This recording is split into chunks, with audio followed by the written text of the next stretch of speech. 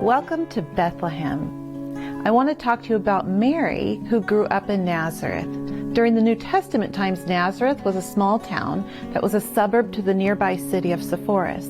In Nazareth is the Church of Annunciation. This church was constructed in 1969 to commemorate the announcement to Mary of the birth of Jesus by the angel Gabriel in Luke 1 verse 31. But it is what's under the church that has importance for us.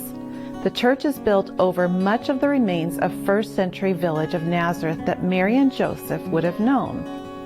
Outside the church are many first century cave-built homes and dwellings of those who lived in the days of Jesus, similar to what I'm standing in now.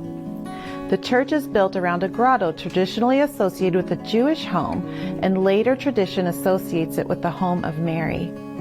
Nazareth first appears in the Gospels as the home of Mary in Luke 1 verse 26. After the union between Mary and Joseph, Mary left Nazareth and the couple resided in Joseph's hometown here in Bethlehem. Before the massacre of the innocents that we read about in Matthew 2 verse 16, the couple fled to Egypt for a time and later returned to the land, choosing to live in Nazareth rather than Bethlehem. But let's consider these few points about Mary and her character.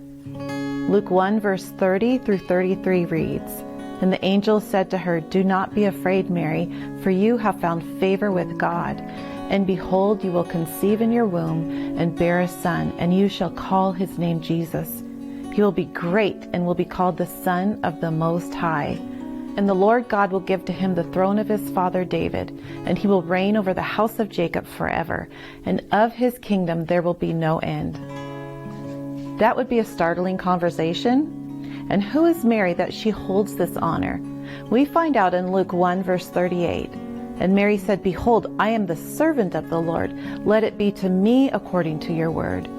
And the angel departed from her." Her response shows her character. As a young girl still maturing, her response to the angel of the Lord after being told she would give birth to the Son of God was, "I am the servant of the Lord." Mary was a young woman who had found favor with God. She knew God, and God knew and loved Mary's heart, her devotion, and her obedience. After the angel appeared to Mary, how should we read the rest of Luke's story of Jesus' birth? The gospel indicates that Mary and Joseph are already here in Bethlehem for a while before she goes into labor. Prior to this, Joseph and Mary were likely staying with his family to register for the census. They were probably married at some point before this occasion, since when they leave Nazareth, they are betrothed, and when they get to Bethlehem, they are seemingly living together in the same space.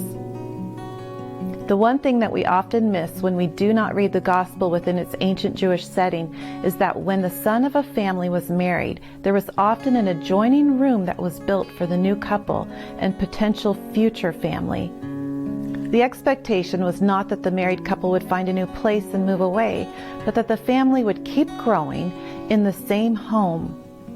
Therefore, Mary and Joseph, returning to Joseph's home village, would have likely had a room waiting for them. This is where they would have stayed while in Bethlehem. This room is the kataluma that Luke refers to and is not an inn, but a room in Joseph's family home. And when the time came for Mary to give birth, for some reason the room that they had prepared for them lacked space necessary to give birth. Perhaps the room was too small to fit everyone. Since remember, giving birth in this part of the world is a full family affair.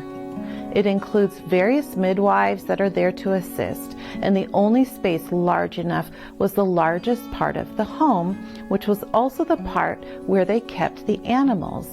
It's the cave portion. As a result, the best place to swaddle the newborn was within a manger or a trough that was there to feed the livestock, which also functioned as a divider from other parts of the home. Jesus was born in the loving arms of his mother, father, and extended family. Now let's consider our character, our morals, and our ethics. Do we need to show the world who we are, or like Mary, should we ponder and take time to allow God to work His way and His will in our lives? At a very young age, Mary displayed great devotion of her faith in God. Now contemplate how you will continue your journey of devoted faith.